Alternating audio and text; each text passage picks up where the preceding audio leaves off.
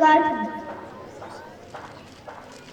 هوري بأموريا مجمع حديثيات مفسر ولكل دير من أتكبر.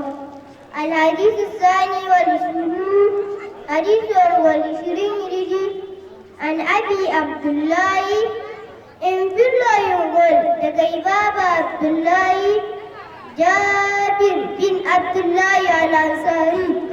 جابر بن عبد الله الأنصاري كذا رضي الله عنهما أن يرجع أن رجلا سأل رسول الله صلى الله عليه وسلم أن تقرر قولي كمي النبي جمعتس دمهولا رتبتني فقال أوهي أرأيت أي إذا صليت المكتوبات تهجولي فرلات وصمت رمضان مسوة لون رمضان وأهللت الهلال مجدتني هلل وحرمت الحرام